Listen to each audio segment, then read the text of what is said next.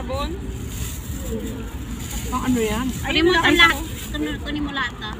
Oo. Bibidyo niya yan. Papalutin ko si Ate Maria. Itong binabalot ko ay hindi para sa akin, ha? Ay, Ako'y ba't binabalot mo lang kumakain pa kami? Hindi mo nga maubos yan eh. Para to sa Alam mo itong spaghetti ko. Para ito sa alaga ko. Iuwi niya. Galing ito sa kapitbahay. Dami. Nakakain ng kanin eh. Busin mo yun. Ningi mo yun. Hihingi ka, tapos magre-reklamo ka. Isang takot naman yung binigay. Konti nga lang kinuha ko. Para to sa alaga kong Maria. Magpataba ka. Hanggat hindi ka makilala ng hand. Oh, 1 point. 1 point. Ano pa? Kanin? Gusto mo kanin?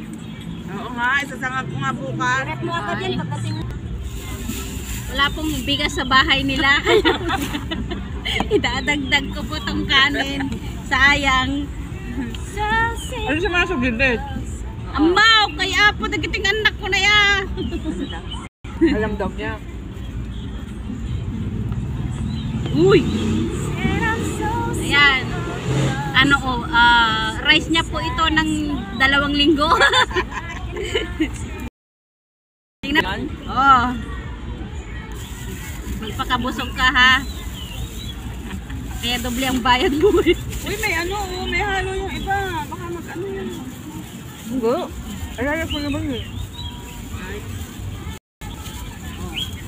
Hindi niya kita kamahal ha. Sige.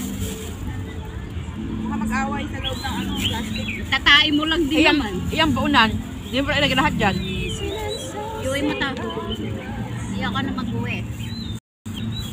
Hindi ba gagamitin Dalawa. si ano, sa outing? Iuwi mo. Iuwi mo.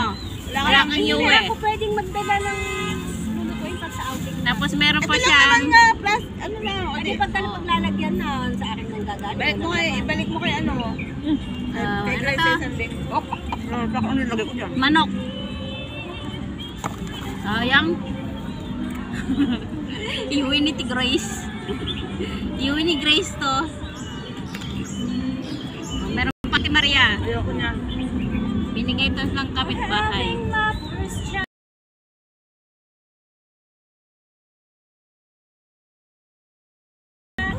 Kaya siya pagkain ng 2 araw. The next day magugutom na siya. Pagkain ka na. Bukas.